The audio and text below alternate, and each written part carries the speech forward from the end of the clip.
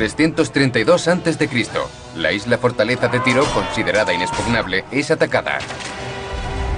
El único hombre con la audacia para intentar tal asedio es Alejandro Magno. Su ambición parece no tener límites. El momento es una batalla crucial en la misión de conquista de Alejandro. Es un mundo cruel en el que se gobierna por la fuerza. La clave para la victoria será la catapulta, una máquina diseñada para destruir todo lo que esté a su alcance. La catapulta cambia por completo la naturaleza de la guerra. Pero Alejandro necesitará poner sus catapultas a distancia de tiro para tener éxito y su enemigo está dispuesto a luchar hasta el último hombre. En la historia de la humanidad hay capítulos críticos en los que convergen un individuo audaz, una situación crucial y una innovación técnica. Una conjunción del hombre, el momento y la máquina. Alejandro Magno y la catapulta. Hola, soy Hunter Ellis. En el 332 a.C., Alejandro Magno está en plena campaña para conquistar el mundo. Ya gobierna toda Grecia, pero ahora pretende tomar el imperio persa. Cuando su ejército llega a la isla-ciudad de Tiro, Alejandro se enfrenta a un enemigo con una tremenda ventaja. Si quiere conquistar la ciudad, necesitará un ingenioso plan y un potente arsenal. Por suerte para él, cuenta con ambos. La catapulta es una herramienta esencial que ayudará a que Alejandro pase de valiente guerrero a soberano del mundo antiguo.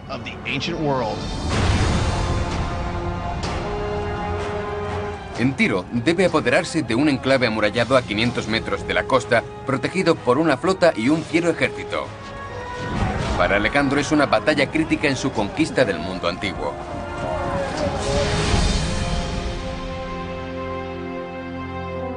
Cree que su destino es propagar el estilo de vida griego por toda Asia. Los griegos han decidido que solo existen dos tipos de hombres, ellos y el resto. Y el resto es inferior. Tenían una palabra para designarlos: bárbaros. Durante cientos de años antes del nacimiento de Alejandro, los griegos defendieron ideas como el gobierno electo y la libertad individual. Esto contrasta enormemente con otros grandes regímenes de la época, en especial el persa. Los griegos piensan que en Persia todos son esclavos. Y en cierto modo lo son. No tienen derecho a la propiedad privada ni a expresarse libremente. Podría decirse que son esclavos del gran rey. El conflicto ideológico y bélico entre Persia y Grecia dura ya casi 200 años. En el 480 a.C., los persas invaden Grecia, destruyendo muchos lugares sagrados a su paso, incluida la Acrópolis de Atenas. Si algún pueblo los invadía, jamás lo olvidaban. Era algo que recordaban durante siglos. Las invasiones, las grandes batallas y las grandes derrotas. Siempre sintieron el impulso de atacar a los persas por lo que les habían hecho. Casi 150 años después, en el 336 a.C., un hombre emprende la venganza. Es Alejandro Magno, que con solo 20 años asume el mando del más temible ejército del mundo griego. En los próximos 13 años, guiará a sus guerreros en un avance que cubrirá más de 17.000 kilómetros a través de 3 continentes. Es educado en la creencia de que los persas son el enemigo. Saquearon Grecia en el pasado. Hay una cuenta que saldar. Y él es el hombre para hacerlo. Una de las máquinas de guerra más potentes de Alejandro es la catapulta, entonces llamada balista, del griego ballo, que significa arrojar. Utiliza la fuerza de la tensión para lanzar proyectiles de 13 kilos a más de 140 metros contra las fortificaciones enemigas. Las catapultas introducen un nuevo elemento en la historia militar griega. Ahora la tecnología puede ganar o perder una batalla, cuando en el pasado todo se basaba en el valor y la fuerza personal.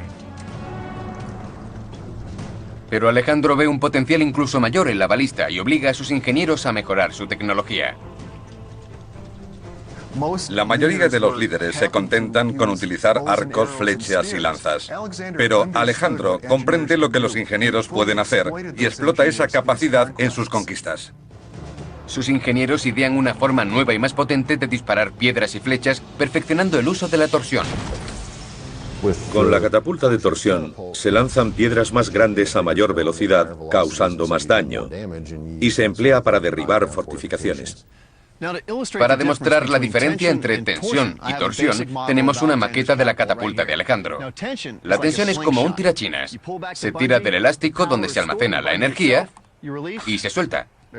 La torsión es diferente, porque toda la energía se almacena en estas cuerdas retorcidas de los extremos. Esto aporta mucha más potencia, y cuando tiro hacia atrás, puedo sentirla. Cuanto más se giran los haces, más potencia se obtiene, y son difíciles de sujetar. Suelto. Catapulta de torsión. Mayo, año 334 a.C. Alejandro cruza el Helesponto, la masa de agua que separa Europa de Asia. Está decidido a derrotar al poderoso rey persa Darío III.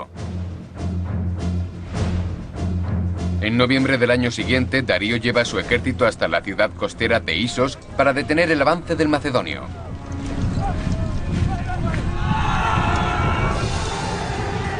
Superado en número, Alejandro utiliza su habilidad militar y la fuerza de su caballería para atravesar las líneas enemigas.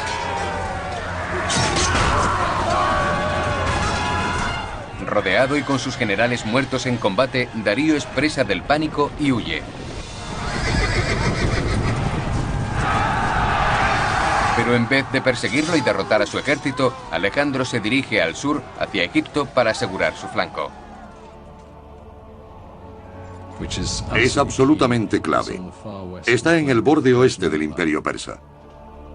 Nadie puede conquistar Persia sin conquistar antes Egipto.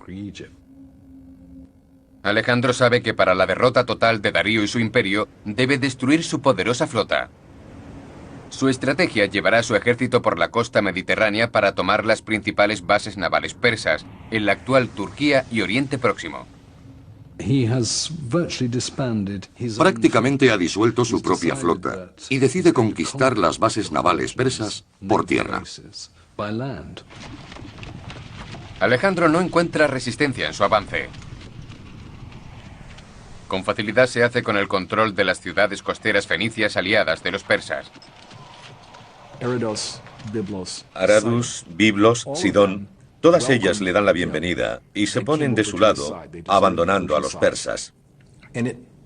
Probablemente Alejandro esperaba lo mismo de Tiro. Pero la isla-ciudad de Tiro, la mayor potencia fenicia, con una población de al menos 40.000 habitantes, es otra historia. Al principio, el hijo del rey y algunos nobles dan la bienvenida a Alejandro. Pero cuando éste les pide orar en su templo de Heracles, es rechazado. Se trata de una cuestión de principios. Ellos no quieren que ofrezca sacrificios a su dios en la isla, y eso lo enfurece. Palatzes! Malacca!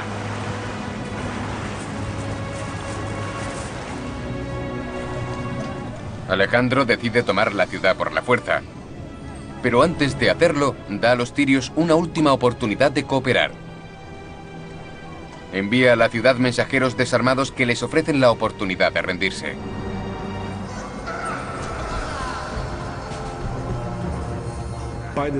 Llegados a este punto, los tirios ya habían decidido que sería todo o nada.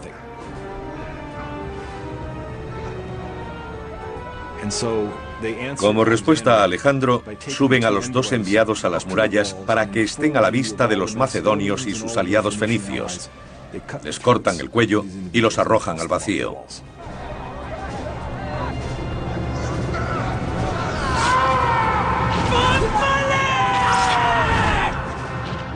Es una dura respuesta que no es bien recibida por el griego.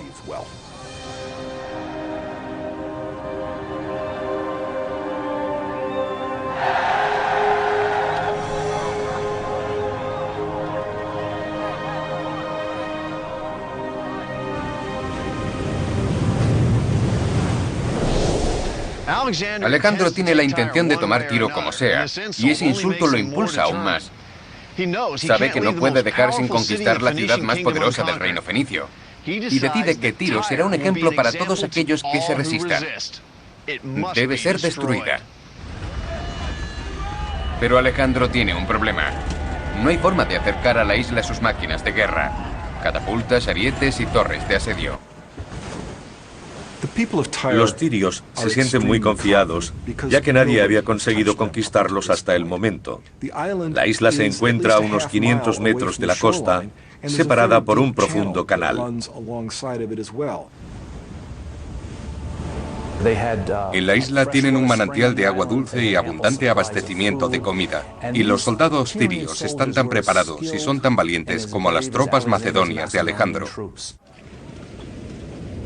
Los tirios parecen contar con todas las ventajas y para Alejandro hay muchos otros obstáculos. Un muro impenetrable de 6 metros de grosor en su base rodea toda la isla. Se dice que la muralla medía 45 metros de altura y era enormemente gruesa. Tenía almenas y estaba reforzada estructural y tácticamente por torres de disparo.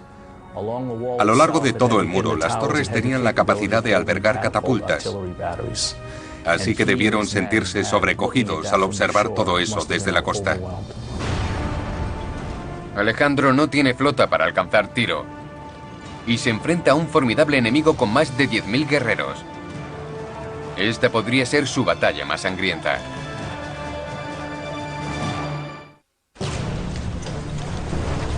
Enero 332 a.C. Un guerrero legendario está decidido a llevar a cabo la tarea que tiene por delante. Su éxito requerirá un implacable plan de ataque. El hombre, Alejandro Magno. El momento, el asedio de Tiro. La máquina, la catapulta de torsión. Alejandro se embarca en un proyecto sin precedentes para invadir la ciudad que se encuentra frente a la costa del actual Líbano. Su estrategia, unir la isla con el continente. La isla se encontraba a unos 500 metros de la costa. El primer reto era acceder a la ciudad. Es imposible atacar si no se puede llegar hasta ellos. Alejandro ordena la construcción de un istmo artificial de 60 metros de ancho, un dique con los recursos disponibles en la zona.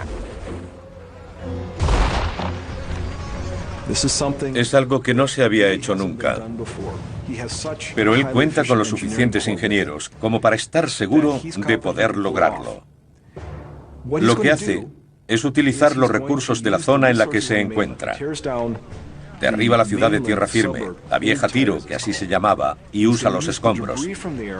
También trae madera de las montañas del Líbano, el famoso cedro del Líbano.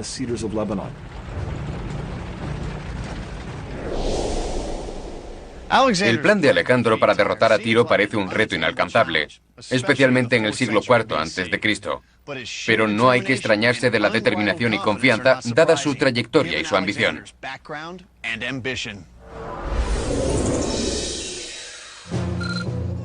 Alejandro nace en Pellas, Grecia, en el 356 a.C.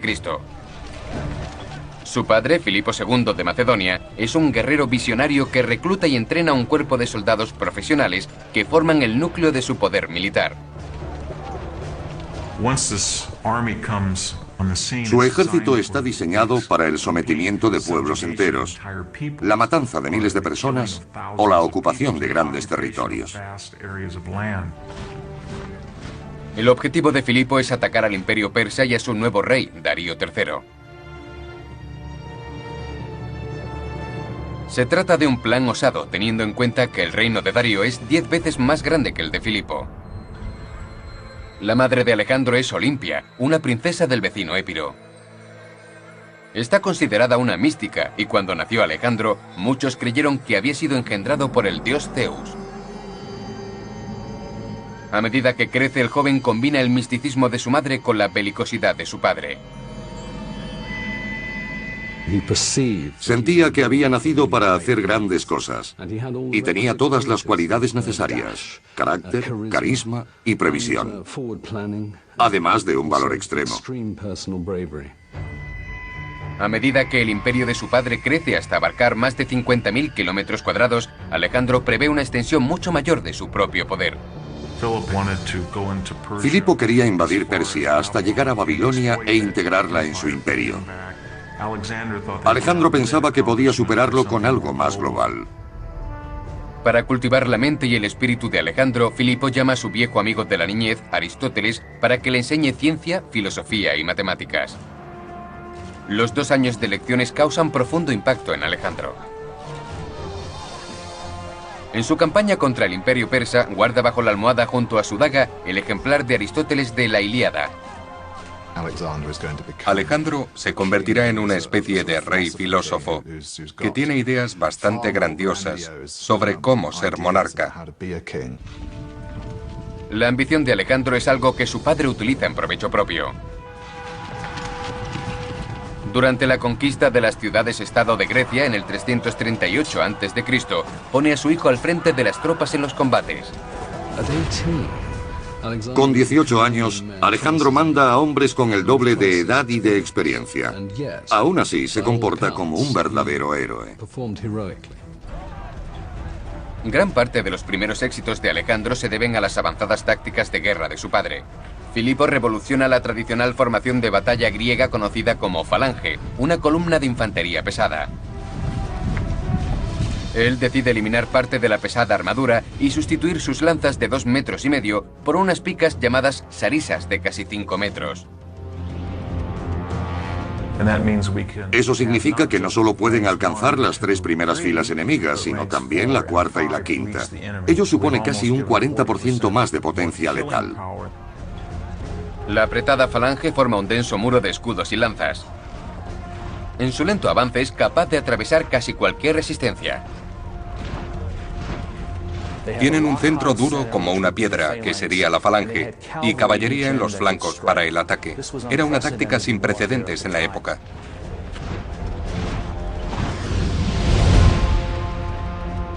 En los últimos años de adolescencia de Alejandro, Filipo y Olimpia se separan. Él se casa con otra mujer y se especula con que el hijo de ese segundo matrimonio podría heredar el trono. Filipo se embarca en una poligamia en serie. Con fines gubernamentales, se casa con varias mujeres. Alejandro está indignado ante cualquier intento de arrebatarle su derecho al trono.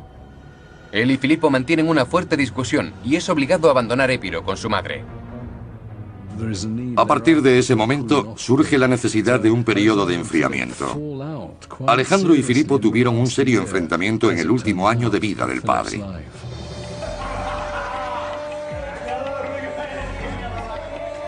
En el 336 a.C., cuando comienza la campaña contra Persia y Darío, Filipo está celebrando la boda de su hija y es asesinado en la fiesta.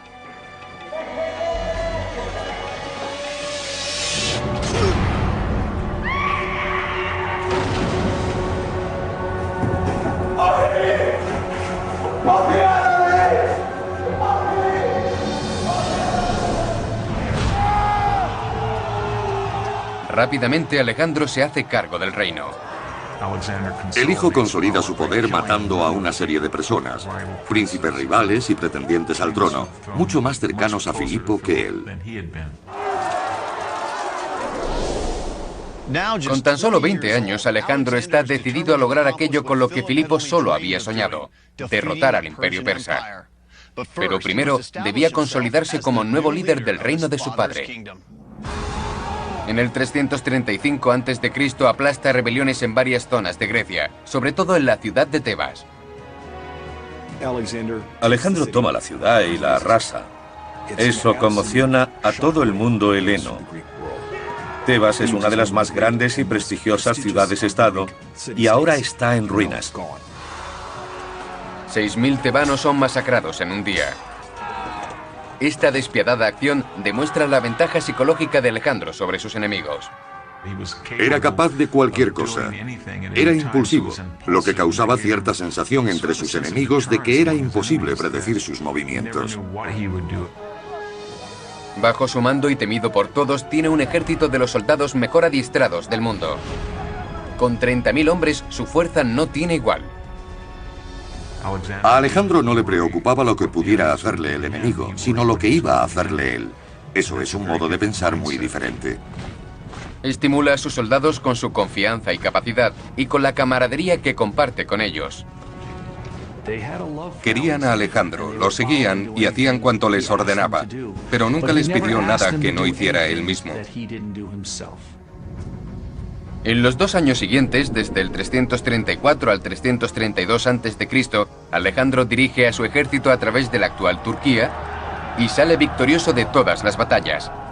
Pero el sitio de Tiro es una lucha muy diferente. Tiene que conquistar una isla fortificada a unos 500 metros de la costa.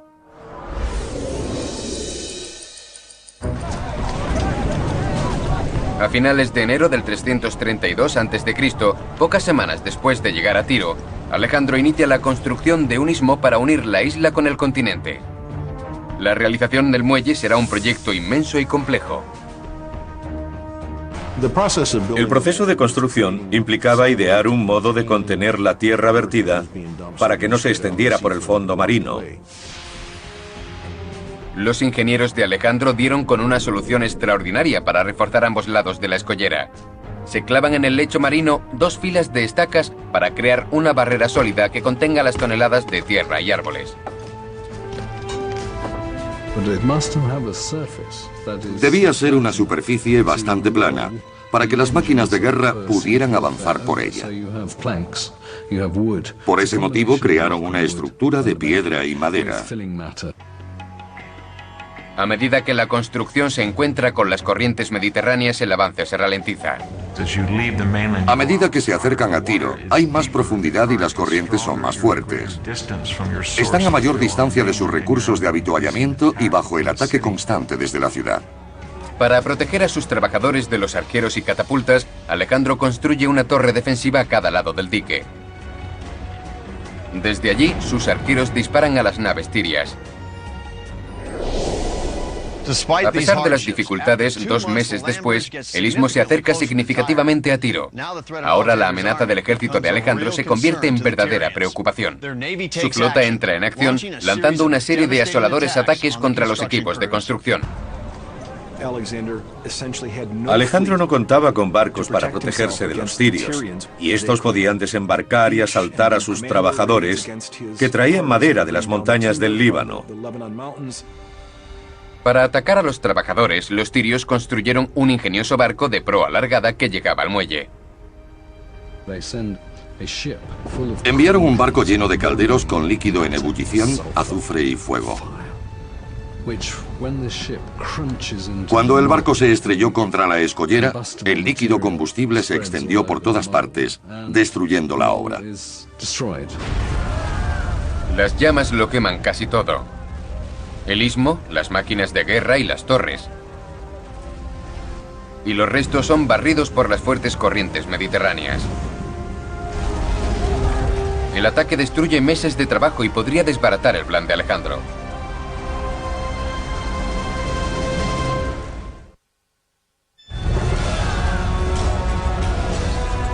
Marzo del 332 a.C. Alejandro Magno lleva 2 meses asediando Tiro cuando sus habitantes destruyen su camino hacia la ciudad y liquidan su estrategia de combate. Su campaña por conquistar el mundo antiguo conocido entra en punto muerto. Es una de las pocas veces en la carrera de Alejandro en que se encuentra ofuscado. Piensa incluso en abandonar, aunque solo por un momento.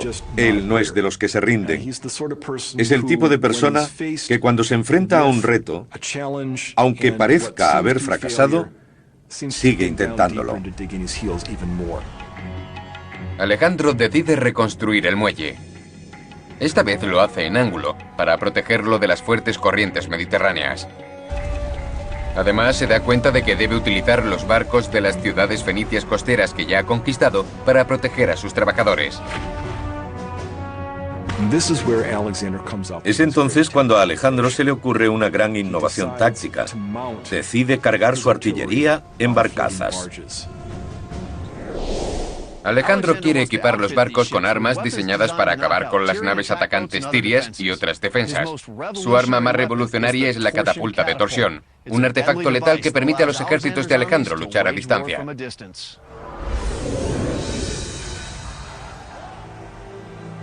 La catapulta es una máquina relativamente nueva en el campo de batalla. Inventada por los griegos, solo llevaba en uso unos 60 años. Antes de la invención de la catapulta, era casi imposible tomar una ciudad fortificada. Cualquier plaza rodeada por una muralla era inexpugnable. No había forma de derribar aquellos muros, o sí, pero a costa de un inmenso número de bajas. La catapulta cambió la ecuación, y por primera vez en la historia griega, un arma de asedio conseguía derribar las murallas y permitir el asalto frontal, algo que no se había visto antes. Las catapultas de tensión alcanzan a un objetivo a unos 140 metros de distancia. Pero el diseño mejorado de Alejandro aporta mayor fuerza y casi el doble de alcance. Su catapulta aprovecha la fuerza de la torsión utilizando la energía almacenada por cuerdas, crines de caballo o tripas retorcidas. Los haces de cuerda pueden ser muy largos, mucho más que los del arco de la catapulta de tensión. Y por ese motivo, se pueden lanzar piedras, flechas y proyectiles a mucha más distancia. Conocidas por balistas, estas máquinas miden unos 6 metros de altura y presentan unos brazos de madera entre 1 y 2 metros de longitud. Un torno tira hacia atrás de la cuerda del arco entre los brazos para crear un potente mecanismo de liberación. A medida que se va enrollando la cuerda, se almacena una gran cantidad de energía. Esta se libera cuando se suelta. La catapulta de Alejandro es capaz de lanzar proyectiles de 13 kilos a más de 270 metros. Están hechos de piedras pequeñas mezcladas con arcilla. Pesadas flechas de hierro de hasta 9 kilos también pueden ser lanzadas con fuerza y precisión letales. Hay ejemplos de proyectiles y piedras que han alcanzado a personas, incluso clavándolas contra las empalizadas. Si se dispara contra un grupo de soldados que se aproxima, se puede ensartar a 4 o 5 de ellos. La catapulta requiere de una gran habilidad para funcionar precisa y efectivamente. Los accidentes pueden ser mortales si la fuerza del potente mecanismo se descontrola. Se sabe de catapultas que han fallado y ha sido imposible hallar al equipo que la manejaba. Si algo se rompe durante el disparo, todo se viene abajo y se encuentran restos de los servidores por todas partes. Eric, esta máquina es impresionante. Se trata de una versión actual de la catapulta de Alejandro. ¿Cómo la has construido? Encontramos unos planos en un libro que había sido escrito hace miles de años y nos basamos en las dimensiones descritas en ellos. Luego se trata de un diseño griego hecho con materiales modernos. Así es. Los brazos de 3,5 metros de la catapulta de Eric están hechos de fibra de carbono y Kevlar para evitar que se rompan por la enorme fuerza que se genera al lanzar objetos. Esta cuerda enrollada significa que se trata de una catapulta de torsión, ¿correcto? Sí, esto es la madeja, que tiene unos 25 centímetros de diámetro. Se enrosca igual que esos pequeños aviones de juguete que llevan una goma en la hélice, y eso les proporciona la energía. Eric y su equipo intentan alcanzar un objetivo situado a 60 metros de la catapulta con esta piedra de 6 kilos. Hay que probar para alcanzar la distancia adecuada. La última vez que lanzamos esta piedra alcanzó 83 metros y medimos el ángulo de lanzamiento, así que ahora introducimos los datos en el ordenador y calculamos la distancia o el ángulo que necesitamos para alcanzar el objetivo a 60 metros. El resultado es un ángulo de 19 grados. Obviamente Alejandro no tenía ordenadores. En vez de ello, unas tablas muy precisas indicaban a sus operadores el ángulo adecuado para destruir el objetivo. Estamos listos, vamos allá.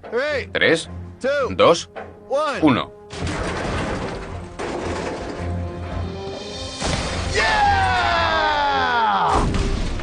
Sí, buen disparo.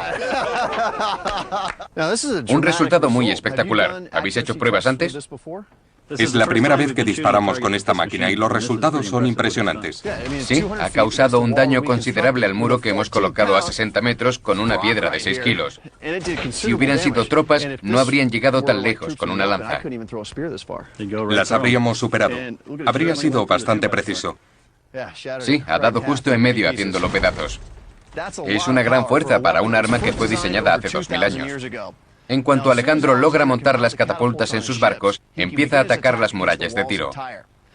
También necesita que las catapultas protejan la construcción del dique y mantengan a los tirios en la ciudad. Pero esta no será tarea fácil. Los barcos deben ser unidos para formar plataformas flotantes para las catapultas que pesan varias toneladas.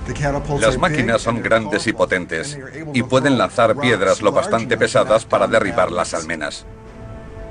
Las catapultas de los barcos también sirven para impedir los ataques tirios. Cuando el sitio llega a su 6.º mes, Alejandro se siente más confiado. La construcción del segundo muelle marcha sin problemas y la moral de los tirios se viene abajo. Si sus líderes quieren salvar la ciudad, necesitarán otro plan para vencerlo.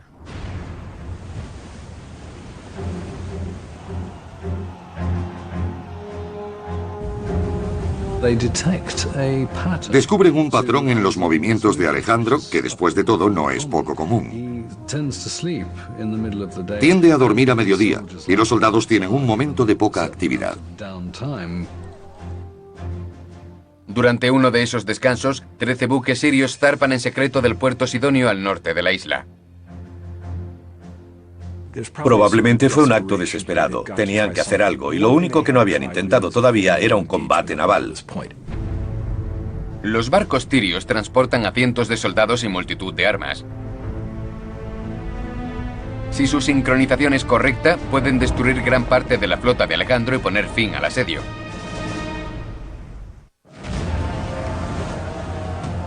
Julio del 332 a.C.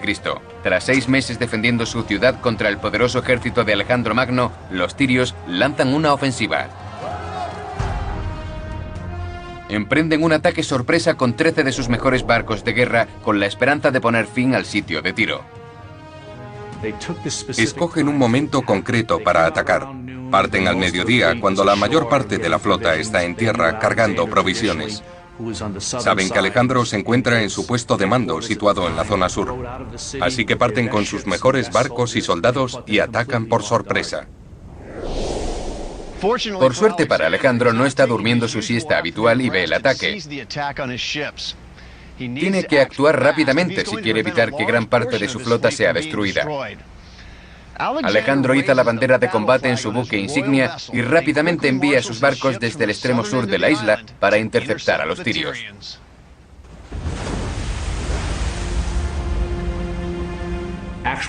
Los vigías apostados en las murallas intentan avisar a su flota del avance de Alejandro, pero no tienen éxito. Sorprenden a los barcos tirios y destruyen un buen número de ellos.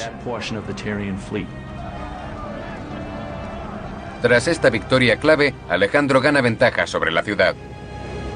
Con la flota tiria significativamente reducida, percibe la desesperación. Una vez que logra la supremacía naval, los tirios no pueden seguir trayendo suministros por mar. Y solo es cuestión de cuánto puede subsistir la ciudad sin el apoyo de sus barcos. Pero los tirios siguen decididos a impedir que Alejandro conquiste su ciudad. Despliegan arqueros en las murallas para repeler a los macedonios. El sitio de Tiro es como una larga partida de ajedrez en la que Alejandro hace un movimiento y los tirios responden. Alejandro hace otro movimiento y los tirios vuelven a contraatacar. Es algo interesante de ver, casi fascinante si no fuera por lo que hay en juego. Finalmente, tras 7 meses de peligrosa construcción y cientos de muertes, el istmo de 500 metros de largo alcanza la isla. Ahora los hombres de Alejandro pueden intentar derribar los muros de Tiro desde cerca. Alejandro tiene unas torres de asedio que se dice medían 45 metros de altura y se consideran las más altas jamás construidas. Fueron empujadas por el muelle hasta las murallas. Era la oportunidad perfecta para utilizar sus potentes arietes contra ellas. Las torres de asedio son plataformas de varios niveles diseñadas para albergar catapultas, arietes y tropas para el ataque.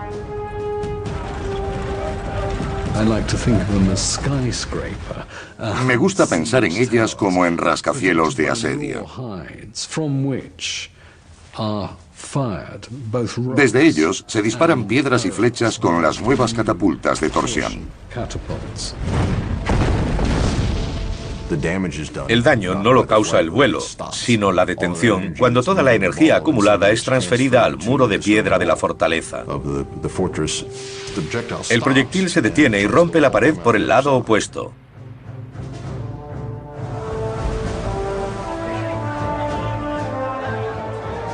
Pero los tirios contraatacan arrojando calderos de arena al rojo sobre los soldados que se aproximan. La arena se mete por la armadura y llega a la piel abrasándola. Por supuesto, se quemaban por dentro. Intentaban quitarse la armadura. Y en cuanto lo lograban, los arqueros tirios apostados en las murallas les disparaban, por supuesto. El ejército macedonio parece haber encontrado un rival a su altura en las fuerzas tirias. La isla-ciudad ha sobrevivido a asedios anteriores y Alejandro empieza a preguntarse si este enorme esfuerzo podría socavar su idea de conquistar el mundo. Se preguntaba continuamente, si me rindo, ¿qué dirá la gente? Es una persona constantemente preocupada por la vergüenza, por el qué dirán y por su reputación. Al final, Alejandro jura no detenerse hasta acabar con la fiera resistencia de la ciudad.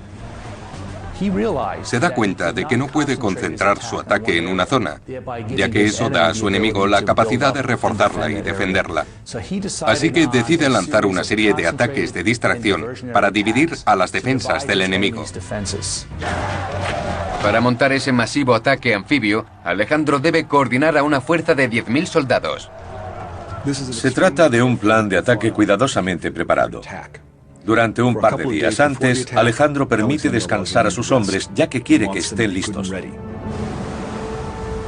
Sabe que el riesgo de dejar Tiro sin conquistar es demasiado grande. Tiro era el centro, el principal puerto mediterráneo del Imperio Persa. Si no lo conquista, Alejandro no puede avanzar. Teme que dejar Tiro en pie debilite su posición en los otros puertos cuya lealtad ha conseguido.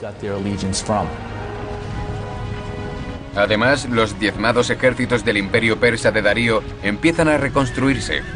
Si Alejandro no toma Tiro pronto, podría tener que luchar en dos frentes.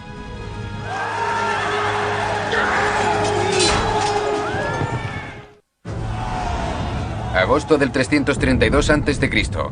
El sitio de Tiro se encuentra en su séptimo mes y la ciudad sigue resistiendo al poderoso ejército macedonio y su audaz comandante. El hombre es Alejandro Magno, un decidido líder militar que no se detendrá ante nada para conquistar a sus enemigos. El momento es la batalla por la total sumisión de la isla-ciudad de Tiro. La máquina con la que espera derribar las murallas es la potente catapulta de torsión. Detectan un punto en el lado de la isla que mira a Egipto, donde creen que pueden causar grave daño, si son capaces de llevar hasta allí su artillería. Alejandro sabe que las murallas son más vulnerables en el puerto sur, por lo que rápidamente idea un plan de ataque. Aplicando toda su inventiva y experiencia de combate, planea la que espera que sea la batalla final, un asalto general a la isla.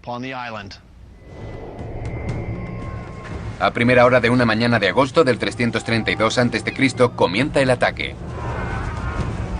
El asalto se produce en varios frentes y las catapultas resultan indispensables. Se colocan catapultas en el muelle, en torres cercanas a este y en los barcos que lo rodean, y disparan una lluvia de piedras y proyectiles. Las tropas de Alejandro atacan la ciudad durante horas. Finalmente consiguen abrir una brecha en la muralla sur con un ariete montado en un barco. El propio Alejandro, con 2000 de sus mejores hombres, hace el primer uso conocido en la historia de pasarelas de abordaje. Fueron tendidas sobre los escombros, facilitando a las tropas el paso hasta la brecha.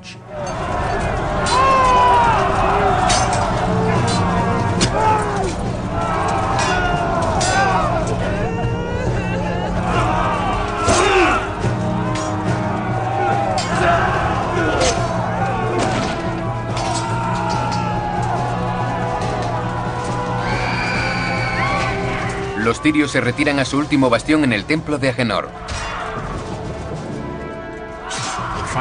La batalla final se convierte en una lucha por la supervivencia, ya que no hay forma de escapar. No pueden saltar las murallas y nadar, ni pueden abrirse camino a través del muelle hasta tierra firme, por lo que o derrotan a los macedonios o mueren. La intención de los hombres de Alejandro es vengar las muertes de sus compañeros. Los soldados macedonios no se distinguían por su misericordia, por lo que en cuanto desembarcaron en la isla, comenzó una carnicería.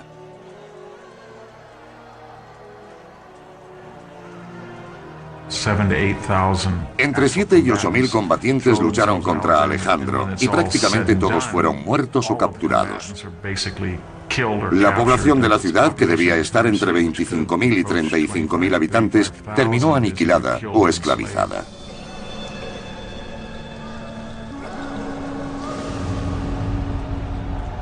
Mientras sus hombres continúan atacando la ciudad, Alejandro cumple su deseo. Acude al templo de Heracles y hace una ofrenda en su honor por la victoria. Debió ser un espectáculo extraño, ya que la ciudad había sido arrasada. Sin embargo, ellos celebran una especie de procesión triunfal y Alejandro ofrece un sacrificio, vestido con una túnica ceremonial. Poco después de la conquista, Alejandro instaura un nuevo rey en Tiro. De nuevo, la ciudad se convierte en un importante puerto estratégico y comercial.